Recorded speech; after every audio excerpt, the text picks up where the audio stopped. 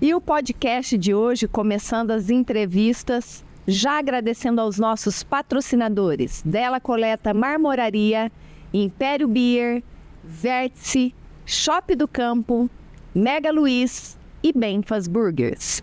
Instituto Skincare, Espaço Skincare, Farmácia Naturale, Espetaria Boutique e Vitória Calçados. E hoje vamos ter um assunto muito importante, não só para mulheres, mas estamos no Outubro Rosa e por isso o tema hoje é câncer de mama. Começando a apresentação hoje, tem duas pessoas muito especiais aqui com a gente hoje, né, Ana? Apresentando para vocês a Aline Fiore, ela é enfermeira sanitarista, doutora em saúde pública. E vamos falar muito sobre esse assunto. E também a nossa convidada, Pauliane, contando a sua história, que ela está em remissão, né, Poli? Sim. Do câncer de mama. Graças a Deus. Graças a Deus. E nós estamos aqui para falar sobre esse assunto tão importante para as mulheres, né? Com certeza. Trazer informação, que é o que mais a gente precisa. Sim, com certeza. Bem-vindo, Juliana. Muito obrigada pelo convite. E nós vamos começar com ela, né? Perguntando ela para a Aline. Aline, fala para nós, o que é o câncer de mama? Bom, meninas e o pessoal que está assistindo, né? O câncer de mama, assim como outros tipos de cânceres, é um crescimento desordenado de células que se alojam em algum lugar do corpo, em algum órgão, fazendo com que ocorra um processo inflamatório muito intenso que prejudica todo o funcionamento sistêmico do nosso corpo. Quando ele ainda está localizado, e aí o câncer de mama fica localizado na mama, a gente tem uma possibilidade de tratamento diferente quando a gente já tem uma metástase, no caso dos cânceres mais agressivos, né? E quando há metástase, essas células que a gente chama, né, de células cancerígenas, elas vão se espalhando para outros pontos do corpo e fazendo uma aceleração desse processo de prejuízo ao funcionamento do nosso corpo e dos nossos órgãos e sistemas. E quais são os fatores de risco? Bom, para câncer de mama, os fatores de risco é sobrepeso e obesidade, uso de hormônios, né, principalmente os anticoncepcionais, tem bastante gente que usa por período prolongado. Inclusive eu. Inclusive eu usei também, durante 30 anos. É muito comum ver essa relação do câncer de mama com o uso prolongado de anticoncepcionais. Também o uso de álcool, né, em grandes quantidades, né? Então o alcoolismo também é um fator de risco importante. E fatores hereditários, ter pessoas na família, principalmente pessoas de primeiro e segundo grau, que tiveram câncer de mama ou câncer de ovário. O câncer de ovário também na família é um fator de risco para o câncer de mama. Existe uma porcentagem em relação a isso quando é hereditário? Sim, é sempre existe 50%? Até 30% os casos que têm relação com fatores hereditários. Sim. Tanto que quando a gente tem, né, a minha mãe, por exemplo, se ela tivesse câncer de mama, a idade para fazer o rastreamento, ela cai para os filhos de mulheres, para as filhas de mulheres que tiveram câncer de mama. Tem que fazer um rastreamento mais cedo para acompanhar. Alimentação tem a ver? Alimentação também, tudo a ver. Também. É um fator de risco, né? Hábitos de vida, sedentarismo e alimentação inadequada, com muitos embutidos, né? Alimentos que não são orgânicos também é um fator de risco importante para o câncer de mama. Porque se fala muito do câncer de mama, mas não fala muito quais são os fatores, né, de risco, Sim. né? Isso não é muito falado, né? Não. O câncer hormonal, muitas vezes eles falam que não tem fator genético, a maioria das vezes, né? Só os outros dois tipos, né? Sim. Que eu não me lembro agora qual que é os outros dois tipos, porque o hormonal lumeal A e o lumeal B. Isso. E os outros dois? E aí tem o câncer de mama in situ e o invasivo, né? Ah, tá. Isso. Calma, vamos explicar isso. No palavreado simples, né? Para as pessoas entenderem, né? Entender também. Porque isso daí eu não tinha escutado ainda. Porque são 4 tipos, né, que tem. Sim. Eu também achava que era um só até eu ter o meu. Sim. Que não foi meu, graças Sim. a Deus, não me pertence. Com certeza. Mas assim, até eu passar por isso, eu achava que todo mundo tinha a mesma coisa. Mesma coisa. E não sim. é, né? Depois que eu fui pesquisando, que eu vi que são 4 tipos. E essas diferenças dos 4 tipos? Então, são 4 tipos de câncer de mama que existem. Tem o câncer hormonal, que tem um fator hormonal presente, que faz com que esse crescimento desordenado das células ocorra por conta desse processo hormonal, né? E aí é um processo inflamatório, inclusive, mais intenso. Tem o câncer in situ, que é um câncer que fica focal numa área da mama específica, e geralmente esse tipo de câncer, ele não é maligno, produtor de metástase. Tem o câncer ductal, que ele pega o ducto das glândulas mamárias e se forma esse crescimento desordenado de células ali, né? E ele pode ser tanto benigno quanto maligno, com possibilidade de metástase. E o câncer invasor ou invasivo, que aí é um câncer já com células metásticas que podem fazer esse processo de se espalhar pelo corpo de uma maneira mais rápida. Os tratamentos são diferentes? Exatamente. As classificações existem porque elas vão também ajudar na determinação terapêutica de tratamento. Quando o câncer é in situ, geralmente, dependendo da abrangência, e aí tem o que a gente chama de estadiamento do câncer, né? A biópsia, ela é feita. Então, o primeiro exame de diagnóstico é a mamografia. Sim. A partir do momento que você faz a mamografia e tem indicativo de câncer, que são o que a gente chama de BRADS 4 e 5, a gente faz a biópsia, e aí, a partir da biópsia, a gente tem um estadiamento do câncer. Todo câncer tem um estadiamento. E isso que vai ajudar a determinar o tratamento. Então, a partir do momento que você faz a classificação, você ainda tem que estadiar, para ver qual que é o estágio de desenvolvimento daquele tumor. E aí, a partir disso, você faz a determinação do tratamento. Geralmente, no in situ, o tratamento é a mastectomia e a radioterapia, ou só a mastectomia. Em muitos casos, com só a mastectomia é resolvido. E nos casos mais agressivos, aí faz a mastectomia e aí entra também com radioquímio ou só químio para fazer o tratamento. A pessoa que não sabe que tem o câncer de mama, tem algum sintoma? Tem dor, alguns alguma coisa sintomas. assim? Dor sem causa aparente, né? Porque dor é uma questão delicada para a gente falar no câncer de mama, porque muitas vezes para as mulheres que fazem atividade física ou que fazem um esforço excessivo, fica com a área dolorida, né? A mama é uma área sensível para nós, né? Mais delicada. Não tem sintoma. E às vezes não tem sintoma. Você não teve? Eu não tinha nenhum sintoma. Eu descobri no exame de rotina, né? Você fazia todo ano? Não, eu fiquei, né, 4 anos sem ir no médico. É que a gente não tem dor, não tem nada. Então, por isso que hoje até alerto as mulheres, né? Que tem que fazer exames, que tem que se cuidar, né? Porque não pode deixar, gente. Eu, graças a Deus, deixei esse período, mas ainda descobri no início, né? Mas pode ser que você deixe esse período e descobre num caso mais avançado, né? É indicado de 6 em 6 meses fazer o exame? Ou uma vez por ano? É assim, ó. A gente tem uma faixa etária para rastreamento, que é de 50 a 69 anos, e realizar a cada 2 anos se você tiver 2 exames consecutivos considerados normais. Agora, quando tem fator de risco aumentado, principalmente o hereditário, a mamografia pode ser feita a partir dos 40 anos e o ultrassom a partir dos 35. Ô, Aline, eu sigo uma menina de 21 anos que teve um câncer de mama no Instagram. E diz que é muito raro, mas acontece, né? Não seria interessante, de repente, os médicos começar a pedir exames, pelo menos de ultrassom, para essas meninas mais jovens? Quando a gente vai fazer a determinação das diretrizes clínicas de qualquer doença, a gente faz primeiro um estudo, né? Aí a comunidade científica faz um estudo para ver qual é a prevalência, em qual faixa etária, e aí contraindica, não é que não pode fazer, mas veja, a Poli está trazendo uma questão importante, que essa pessoa de 21 anos, né, que teve a descoberta, tem outros mecanismos para fazer uma suspeita clínica que não necessariamente é mamografia ou ultrassom, porque isso pode gerar, primeiro, uma ansiedade nas mulheres de fazer e ter que fazer, fora a demanda que vai gerando, né, e se a gente pensar tanto no sistema público quanto no privado, imagina todas as mulheres a partir dos 18 anos tendo que fazer o exame a cada 2 anos, né? É um contingente muito grande.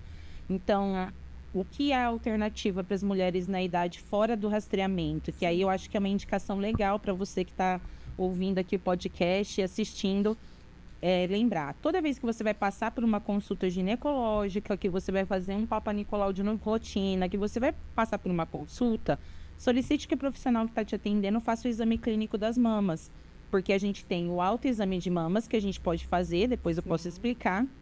E tem o exame clínico das mamas, que detectam os nódulos, que são a principal sintoma que aparece nos casos de câncer de mama. Então, muitas vezes, tem um nódulo já, às vezes até profundo, que a pessoa sozinha no autoexame não percebe, mas que o profissional capacitado consegue detectar. E aí, para esses casos mais raros, a alternativa é sempre a gente solicitar o exame clínico das mamas. Esse não tem idade, não tem época para fazer. Então, toda vez que você vai fazer sua consulta de rotina, solicitar que o exame clínico seja realizado. Isso é importante.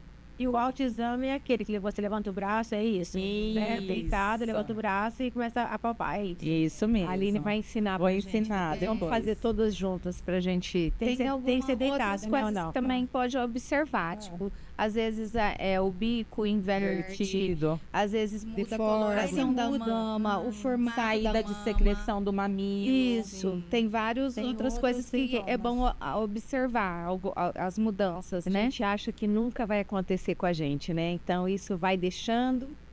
Não vai acontecer comigo. Nós Com temos certeza. depoimento do André aqui, que ele fala, imagina, Você tá né? presente, Eu não conheço ninguém na minha idade que teve que amputar. Ele falou até de você aqui também. Eu nunca E- tive um caso na família, eu Então- nem imaginava que eu poderia ter isso. Por isso que a um gente dia, acaba né? deixando de fazer um autocuidado, né? Nunca vai acontecer comigo. Ah, depois eu faço e deixa pra lá. Sim. E aí Outra coisa depois que a eu gente tem uma escuto muito surpresa. também das minhas amigas é que fala que dói para fazer o exame, o exame, A mamografia. é. Eu Gente, posso- eu não tive dor. Não, mas é Eu uma não coisa tive também também. suportável. Mas tem Nada várias pessoas que falam, demais. não, Você já dor. fez? Eu já fiz, fiquei surpresa. Falei, é só isso aqui? Eu fiquei até com medo. Eu falei, se for só isso, então colocaram. tranquilo. É tranquilo. Que ela fala isso. Acho que muito, nossa, eu cheguei até a chorar. vai Gente, como muito assim? de Acho que vale a pena falar, né? Que a sensação de dor, ela é muito singular, né? Sim. Cada um tem um limiar de dor, Sim. né? Então, uma dor 10 para mim pode ser uma dor 5 para Ana, por exemplo, né? Então, isso é um fator que interfere muito nessa experiência da mamografia. Mas acho que o que é válido ressaltar é que a dor é naquele momento, né? Então, É uma a pressão dor tão naquele rápida. momento do exame pode evitar que você tenha muitas outras dores a mais. Gente, no seu eu tratamento. entrei gente. morrendo de medo, porque me colocaram pavor. Nossa, Eu vou ser sincera, é melhor você passar a dor da mamografia do que outras dores que pode vir por aí. Com certeza. Aline, tem a ver, assim, da mama ser mais densa ou ser mais flácida em relação à dor na hora da prensa? Vamos falar assim, é uma prensa, né? Pensa, é. Vamos dizer assim. Eu acho que tem muito mais a ver com a questão da sensação de dor de cada um, Sim, né? do que Da do que da sensibilidade. isso, exatamente. Mas assim, as mamas mais densas e mais flácidas tem que fazer uma pressão um pouco maior para você conseguir ver todo o tecido mamário, né? Então, quanto mais tecido adiposo de gordura tiver, isso vai impedindo com que o exame de imagem seja tão preciso. Então, tem que fazer um pouquinho mais de pressão de fato. Mas pode ter uma mulher que tem uma mama densa e não sente E tanta quem tem dor silicone, tem alguma diferença ou não? Quem tem... Não, mesma não coisa, tem nenhuma é. diferença. O exame vai ser feito da mesma forma, né? Então, se a prótese estiver bem posicionadinha, do jeitinho que ela tiver que estar, não estiver encarcerada, aí a gente vai conseguir ter uma imagem tranquila também na mamografia. Inclusive eu coloquei prótese, eu tinha essa dúvida se eu poderia fazer mamografia agora. Sim. A Poli fez a mastectomia, é assim que fala. Bilateral, radical. Então, ele é o radical porque ele tira total a mama. Na verdade, são as glândulas mamárias, né? No meu caso, foi preservado gordura, o mamilo. Sim. Tem casos que não dá para preservar, Então né? tem que tirar tudo. Isso. No meu caso, foi preservado gordura, pele e mamilo. Só foi o esvaziamento das glândulas mamárias que foram feitas, né? Certo. E a reconstrução imediata. Tem casos que também não dá para fazer reconstrução imediata. Né? No meu caso, deu para fazer a reconstrução imediata. Eu não tive que fazer esvaziamento axilar também, não tinha nada comprometido. Sim. Mas tem casos que também tem que fazer. Porque quando a mulher vai fazer o autoexame, né, é legal também ela examinar a axila, para ver se não tem nenhum da glândula, né? Sim, sim. Que ela costuma estar inflamadinha. Inclusive, porque o tecido mamário, ele parte desde aqui, debaixo da axila, né? A inserção dele. Então, pode ser que tenha E ali no pescoço, aqui, nessa parte também, do pescoço. Quando você fez o exame, você estava com as glândulas doloridas ou você não sentiu nada? Simone, não tinha sintomas, porque eu sempre tive a mama densa que você falou. Então, eu tinha muitas glândulas na mama, né? Então, era difícil detectar um nódulo na minha mama pelo toque. Tanto que no consultório da médica, ela fez esse exame que ela falou dentro do consultório, mas não detectou o nódulo. Então, você não conseguiu avaliar no autoexame, só Não. foi pelo raio-x? Na ultrassom. No ultrassom, tá. Aí depois pediu a mamografia para constatar, né? Aí na mamografia constatou e aí veio o pedido da biópsia, né? Para ver o que realmente era. O nódulo foi constatado na ultrassom em primeiro momento, depois na mamografia e o diagnóstico do que eu tive na biópsia. Olha, Aline, agora tira uma dúvida. Assim, eu e a Simone ficamos, tem, não tem, né, Simone? Eu falava, não tem. Homens, pode ter câncer de mama? Pode ter câncer de mama. Fiquei surpresa. Eu falava, não é Eu falei, eu possível. pesquisei, Simone. Apesar de visualmente o homem não ter a mama, mas ele tem tecido mamário, né? Mas é raro isso? É raro, são casos raros, mas que podem acontecer, né? Então, sempre importante sempre observar, né? Em homens, geralmente, aparecem alguns sintomas visuais mais comuns, assim, né? De ver, às vezes, um mamilo invertido ou alguma deformidade. A hora que você mexe, né? De um lado para o outro, você vê que tem uma diferença. O autoexame. O autoexame, ele pode também, aparece. Pode se fazer, tiver. só que aí a sensibilidade é menor para você sentir, porque o tecido, né, a parte muscular aqui do homem, ela é mais enrijecida, então corre o risco até de você confundir. Não é tão indicado nesse caso dos homens, mas é bom sempre ficar de olho. Todos os cânceres de mama, eles têm que ser feito a químio ou a rádio ou depende? Tirou o câncer, não preciso fazer. Ou cada caso é um Cada caso. caso é um caso. Então, como eu estava explicando, né, depende do estadiamento do câncer. Então, a partir do momento que você faz a biópsia, é isso que vai ajudar a estadiar o tumor. E aí, a partir disso, você faz a escolha terapêutica. Acho que vale muito a pena, né? Tem alguns casos, inclusive, que a mídia divulgou até alguns anos, a Angelina Jolie, que optou por fazer, porque ela tinha um fator de risco genético. Ela e as irmãs, né? E as irmãs, e aí elas tiraram até aqui o tecido, então foi radical, total. Antes de ter né? Porque tinha uma chance importante de desenvolver o câncer de mama. Mas acho que é válido também, quando a gente tem um exame alterado, de não ficar com as dúvidas, não levar dúvidas para casa, né? Acho que quando a gente encontra um exame, né? E a mamografia, ela, num primeiro momento, ela faz... E aí a gente fala que ela é o exame padrão ouro, né? Que é o melhor exame para fazer a detecção do câncer de mama. Ela pode ter, então, 6 classificações, que a gente chama de BIRAD. 0, 1, 2, 3, 4 e 5. O BIRAD 0 é um exame que a gente fala que é inconclusivo. Precisa ou comparar com o exame anterior, ou fazer um ultrassom, ou repetir a mamografia para verificar.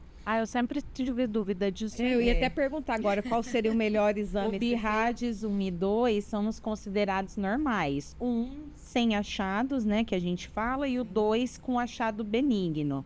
E aí, nesses casos, a mulher pode fazer o exame a cada 2 anos, né? Então, como a Poli deu o exemplo da situação dela, né? Que ela ficou 4 anos sem fazer, é isso, né? O tempo de desenvolvimento de um câncer, de um exame para o outro, também através dos estudos científicos, mostram que se você fizer a cada 2 anos, você tem um parâmetro bom de acompanhamento.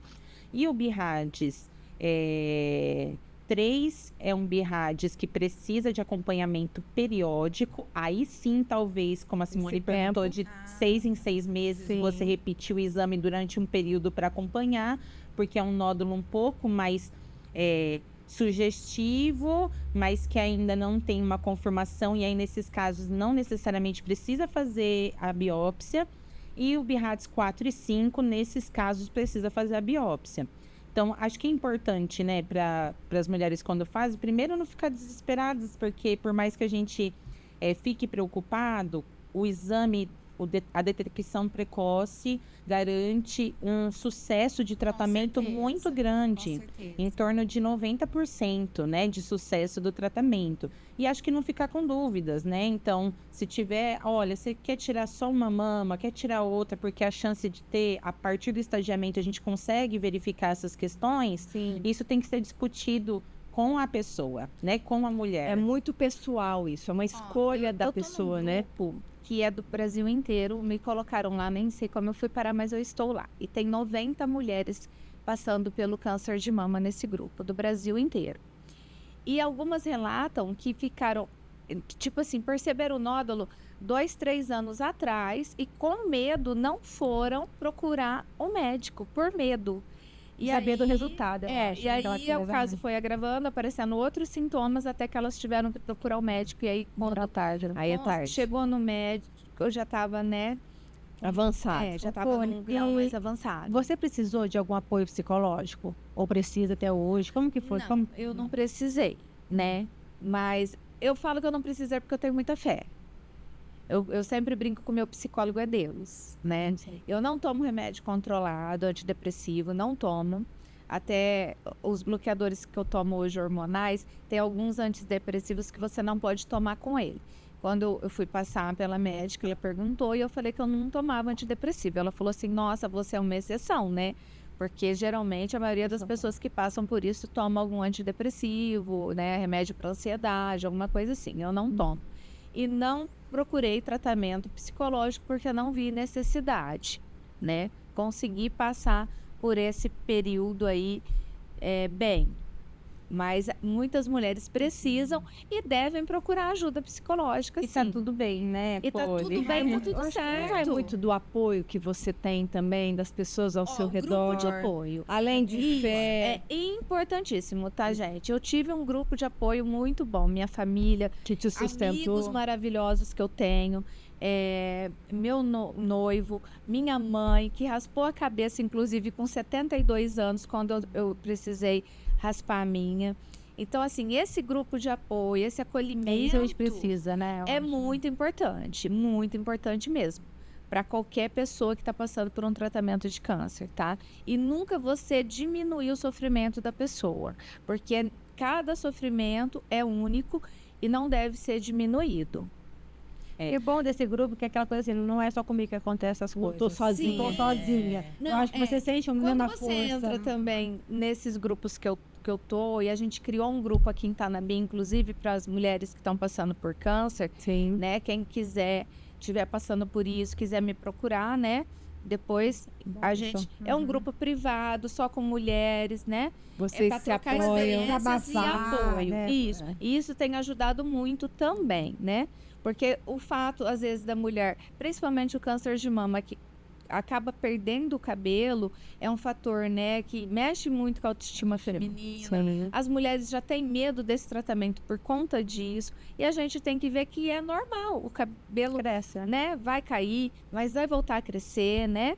Você também tem que expor sua dor. Se você estiver passando a dor da perda do cabelo, deve expor a dor, né? A gente não tem que diminuir isso. Use lenço, use peruca, use a careca se você quiser.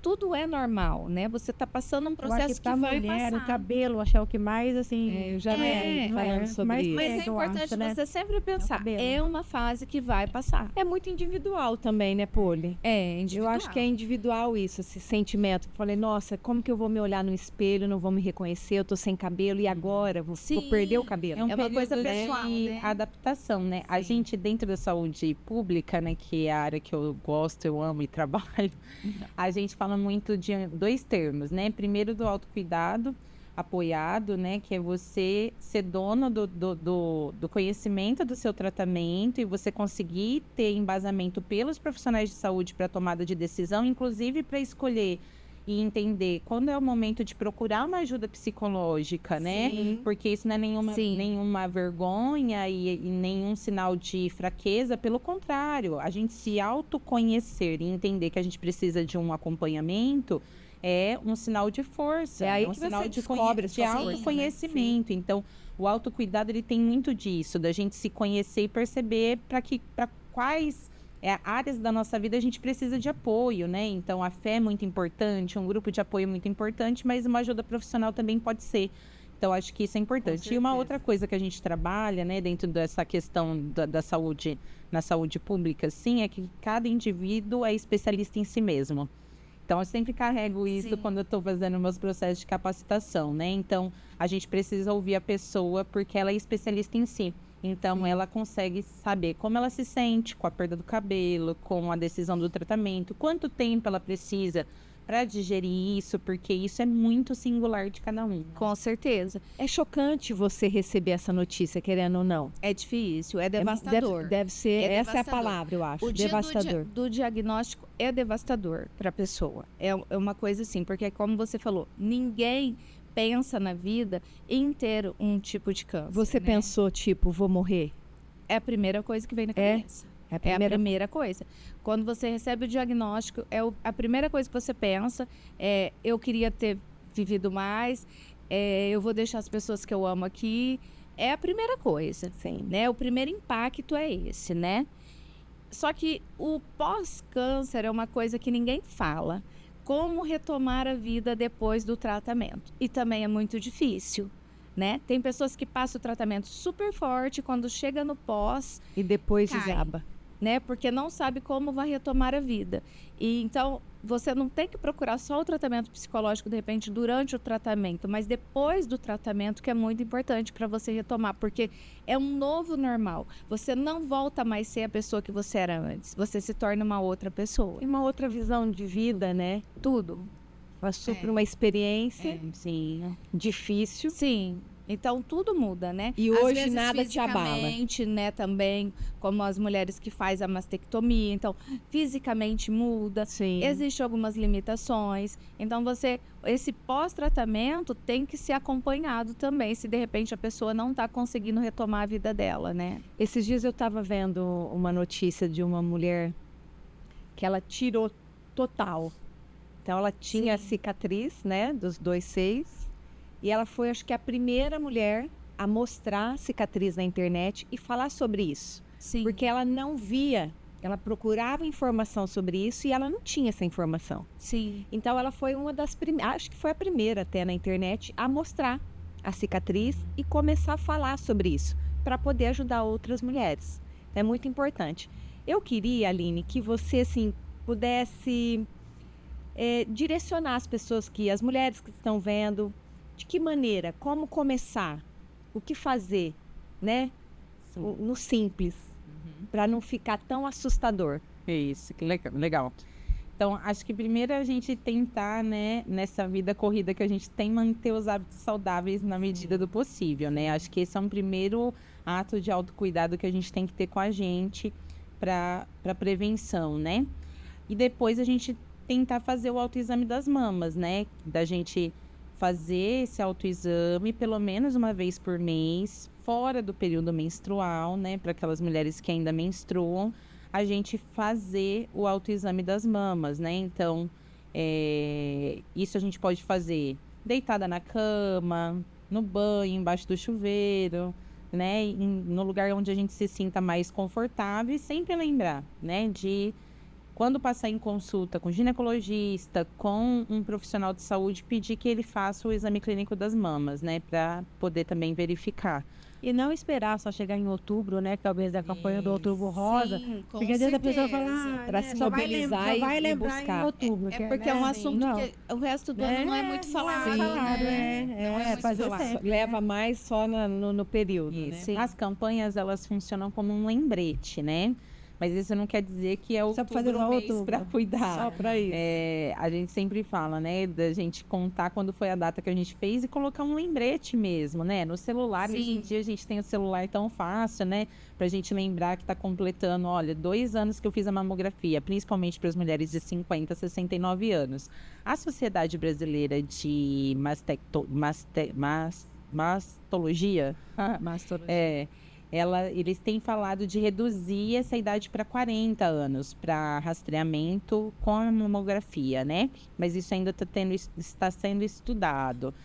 Tem um estudo bem importante que está baseando essa discussão, que fala que Fazendo a partir dos 40 anos, a detecção fica mais precoce e a chance de cura aumenta em ainda mais 30%. Ótimo. Então, isso está sendo discutido, né? E acredito que pode ter algumas mudanças, assim, recentemente, justamente porque a gente tem esses momentos de discussão no próprio Outubro Rosa, onde a gente relembra desse assunto tão importante, E é bom sempre falar, né, que um dos cânceres mais curáveis que tem é o de mama, câncer de né? mama. Então, as mulheres não têm que ter medo de fazer exames, né? De procurar médico, porque tudo que você descobre ali no comecinho, a chance aumenta de cura, mas o câncer de mama também é um dos mais curáveis, né, que tem. Existe uma estatística, eu até vi na televisão falando que aumenta, né? Todo ano aumenta a estatística de câncer de mama. Sim, existe. A estimativa atual é que a cada ano tem um aumento em 28% na incidência de câncer de mama. E que não necessariamente está ligado só com os hábitos de vida das mulheres, mas também com a procura maior, né? Se a gente não procura, a gente também não encontra, não consegue fazer o diagnóstico, né? Então, muitas vezes, e até para outras doenças, às vezes as pessoas pensam, está aumentando os casos, porque está aumentando, aí já fazem associações mirabolantes com coisas externas, mas na verdade é porque as pessoas têm mais informação hoje em dia, né? E isso é bom, né? Isso é ótimo. Com certeza. Quanto mais a gente detectar, mais chance de cura, com menos sofrimento a gente vai ter. É verdade. Quanto mais contato a gente tiver com pessoas e falar sobre o assunto, Sim, e estimular a pessoa, tirar as esclarecer, dúvidas, sim. né? E eu vejo assim, existe uma dificuldade em quem passa por isso, em falar do assunto e se expor, né? Sim. Porque tem o trauma da doença, tem o trauma do tratamento. Então é difícil pessoas, né? Só que hoje em dia, e nem eu sigo várias pessoas no Instagram, mulheres maravilhosas, que foi lá, deu a cara para bater e se expôs de tudo quanto é jeito, para alertar outras mulheres a se cuidar, né? Se cuidar. Então esses tabus estão sendo quebrados, né? Sim. Inclusive de mulheres que parecem com cabeça raspada, que mostram o peito, igual você falou, dessa que foi a primeira a mostrar. Hoje elas já conseguem fazer isso com mais facilidade, né? Sim. Hoje em dia não é obrigatório a mutilação, igual antigamente, a mulher não tinha opção de uma reconstrução. Hoje é um direito da mulher, né? Garantido de reconstrução, com prótese, inclusive. Pelo se der SUS, pra pôr. Aline. Também. É um direito da mulher. Sim, direito da isso, mulher. né? Uma ótima informação. Então, isso é bom, né? Porque a mulher ela tem esse direito, né? Sim. De ter a sua autoestima, a sua dignidade de volta, mesmo passando por um tratamento desse. Com certeza. Pô, Li, falando nisso, você podia contar um pouquinho da tua história, fazer um depoimento de como tudo começou? Então, em abril desse ano, eu fui fazer um exame de rotina, né? Fazia algum tempo que eu não fazia exames. Inclusive, em torno de uns 3 anos. Aí os anos estão passando muito rápido e a gente na correria Não do gasta dia a tempo. dia. Sim. Nossa, né? E aí Trabalho eu fui fazer demais. um exame de rotina, né? A médica, minha ginecologista pediu, no consultório ela não tinha detectado nada, então falou, vamos fazer uma mamografia, um ultrassom da mama, exame de rotina. Sim. E no ultrassom, né, o médico detectou um nódulo na minha mama direita. E aí ele pediu já mamografia de imediato. Teve a confirmação do nódulo na mamografia e veio o pedido da biópsia, né? Eu fiz a biópsia e dentro de alguns dias saiu o resultado. Infelizmente, né, um carcinoma de grau 1 que eu tive. Luminal A, acho que esse era o termo Sim. do que estava no exame. Eu não sabia nada do que era isso, mas para mim foi um choque, como eu te falei, foi devastador o diagnóstico para mim no começo. Aí a médica me encaminhou para um oncologista, né, para mim ver qual seria o meu tratamento, como Sim. a Aline até falou, cada caso é um caso. O meu tratamento foi primeiro cirúrgico, às vezes é primeiro uma quimioterapia. O meu caso, o primeiro passo era cirurgia, né? Quanto antes, melhor. Isso. Ele me deu algumas opções, eu tive opções. Eu podia tirar quadrante, eu podia remover a mama doente, deixar a outra e fazer a reconstrução, ou também teria a opção de tirar as duas se eu quisesse com reconstrução. Certo. De imediato eu optei em tirar as duas, com medo de uma recidiva na outra mama daqui a alguns anos, né? Eu não fiz, eu fiz um exame genético agora, não saiu o resultado ainda, mas se eu tiver um fator genético, a opção em ter removido as duas foi boa, né? Porque acho que tem isso, né, ali. Mas ainda não saiu o resultado. Eu já fiz a reconstrução de imediato. O segundo passo, ele me encaminhou para um oncologista clínico, porque ele era oncologista cirurgião. Sim. Eu procurei o oncologista clínico. Fiz uma sessão de químio, ele me passou um ciclo de 4. Tive uma reação muito forte, mudei de médico e descobri que o tipo de câncer que eu tive não tinha muito benefício à quimioterapia. Então, eu acabei fazendo uma quimioterapia sem necessidade. E com essa quimio caiu todo o meu cabelo, com uma quimio só. Complicado isso, né? Pois é. Aí eu tive esse probleminha aí no meu tratamento, né? Mas entreguei para Deus, talvez eu precisava. Ter passado por isso. A médica que eu estou tratando agora até me perguntou como que isso foi para mim psicologicamente, né? Passar por um errozinho médico aí, né? Que me causou, de repente, essa perda do cabelo, que é uma coisa da vaidade feminina. Sim. Mas eu falei para ela que tudo bem, eu preferi pensar que era melhor passar assim, por que eu isso. tinha que passar por isso, enfim. Fui liberada da rádio por conta que eu fiz a mastectomia e eu não tinha nenhum fator, assim, não tinha na axila, não tinha nenhum outro lugar, não tinha infiltração no meu nódulo, acho que é isso, né? Eu não sei os termos, Sim. mas nos meus exames lá patológicos não deu nenhuma infiltração. Então, era uma coisa localizada, né? Fiz uma ressonância, tudo foi liberado da rádio. E agora estou com os bloqueadores hormonais, que eu vou fazer durante alguns anos, porque o tipo de câncer que eu tive foi 100% hormonal, né? Então, ele é alimentado pelos hormônios, como que chama? Agora eu não lembro. É os hormônios femininos aí que alimentou ele, né? Certo. E aí eu tenho que entrar com esses bloqueadores aí agora. fazer Esses esse bloqueadores, tudo igual químio? Não. Ou não? É tudo É você via está oral. tomando via oral. tratamento oral. Tá. É um comprimido que você toma todos os dias, Sim. mas é vida normal, vida Você que não tem segue. reação. Tem alguns efeitos colaterais, mas são muito menores do que uma quimioterapia, né? Então, no caso, é dores musculares nas juntas, os efeitos da menopausa, que são aqueles calorões, porque ele dá uma antecipada aí na menopausa, né, para a mulher. São esses os fatores, Sim. assim, os sintomas. Mas do resto é vida normal. Ô, Poli, e me fala uma coisa, qual mensagem você gostaria de passar para as pessoas que estão passando por isso, que se descobrir agora que está com o câncer de mama, irá desesperada, Então, qual é o conselho que você daria para... É o que eu costumo dizer até nas minhas redes sociais, né? Para as mulheres, que eu estou usando um pouco, trabalho com mulheres há 12 anos e resolvi pegar o limão e fazer uma limonada, né? Então, eu estou usando um pouco do que eu passei para falar para elas. Não, primeira coisa, se conhecer seu corpo, não ter medo de se tocar, de se conhecer, de fazer o autoexame, se achar alguma coisa que está diferente, procurar um médico. E o principal, cada 2 anos, igual ela falou, fazer os exames, principalmente após os 40 anos, né? Que é a idade mais crítica aí. E não ter medo do diagnóstico, né? Porque, por mais que é devastador a hora que você descobre, hoje em dia tudo tem tratamento. E na maioria dos casos tem cura, né? Então, não ter medo do diagnóstico e enfrentar, né? A medicina está bem avançada, graças a Deus. Graças a Deus. Muito, E muito cada vez avançado. mais, né? A gente tinha épocas que não tinha essa oportunidade terapêutica de só fazer a mastectomia. Já tinha que fazer mastectomia ou radioquímio.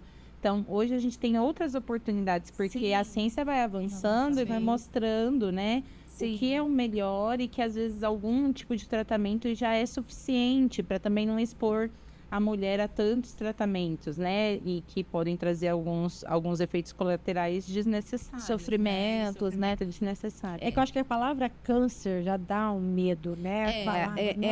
É uma palavra eu acho, muito né? difícil, né? A gente vê, que nem na minha infância, minha avó não deixava nem falar essa palavra, né?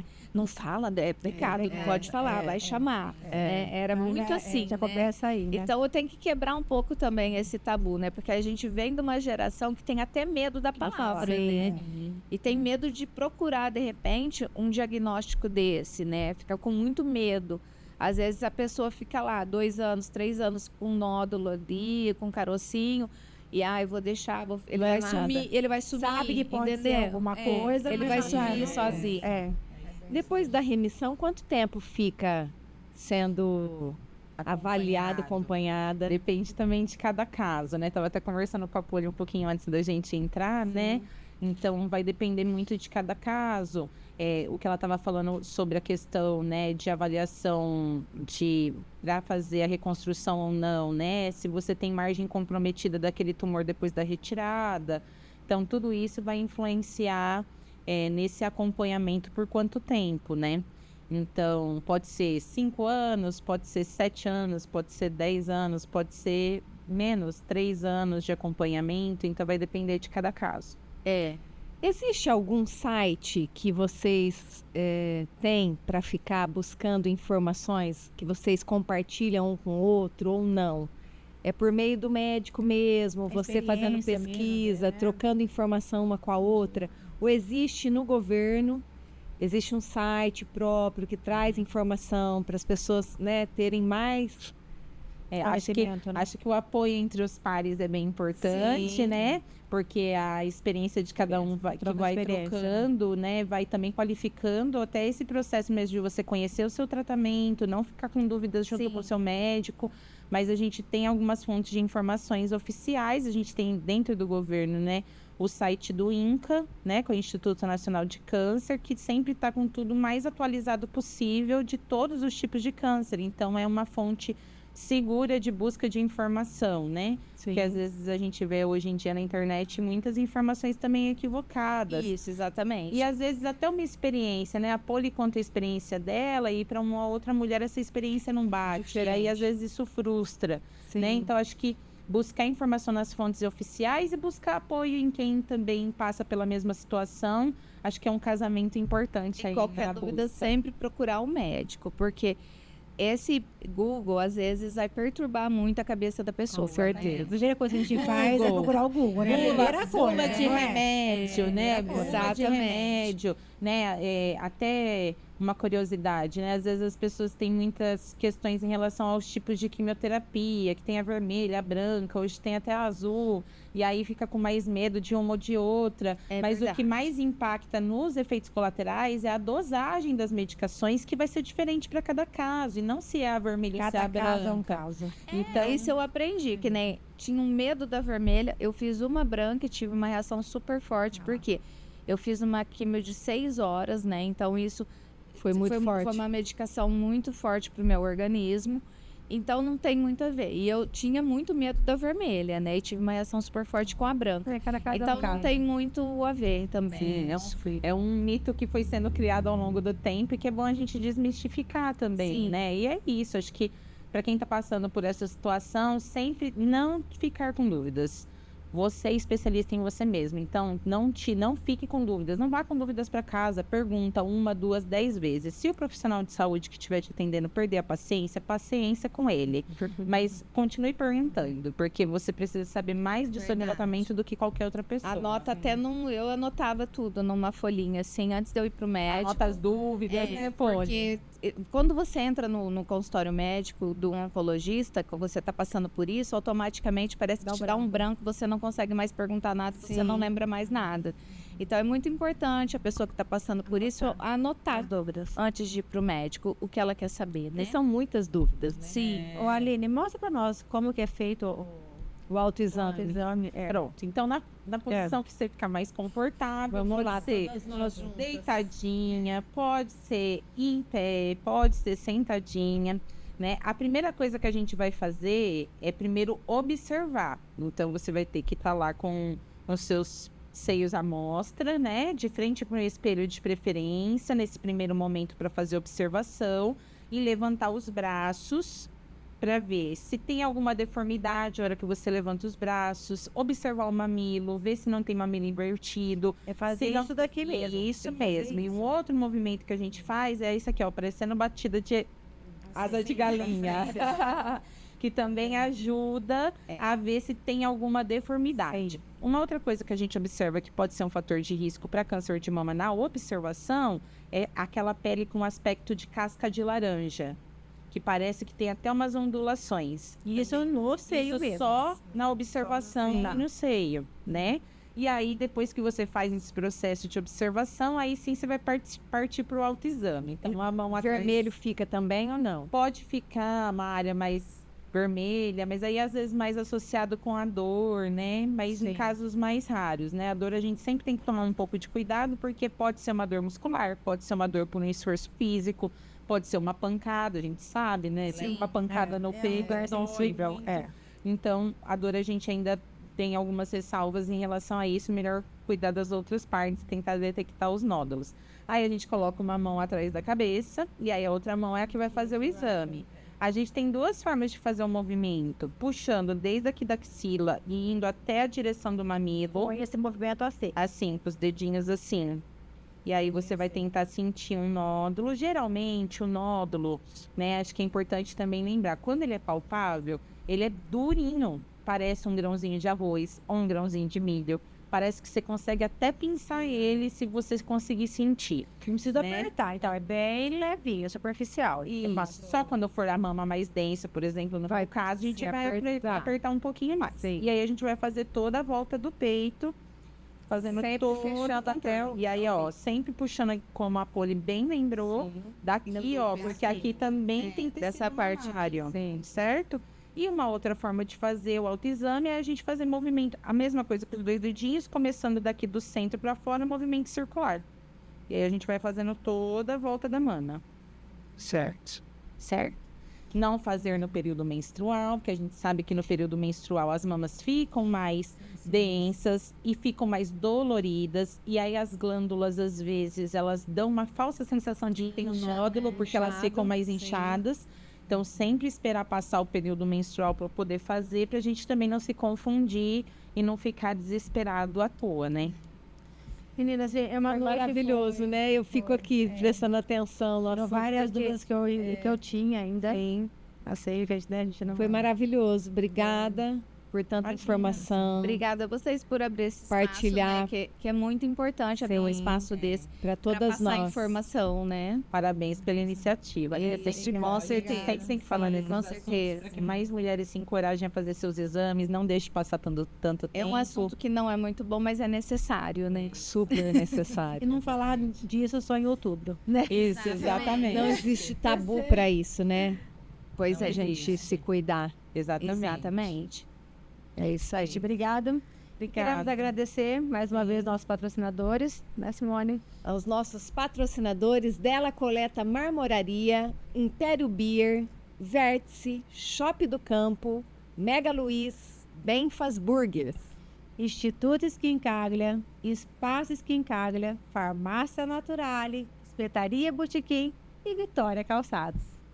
Mais uma vez, podcast trazendo bastante informação para vocês. Obrigado, meninas. Obrigada, viu, gente? Merece Obrigada um mesmo. brinde. Vamos brindar por essa Informação. Vamos brindar por esta noite. Aí. Saúde! Saúde. Saúde, sempre.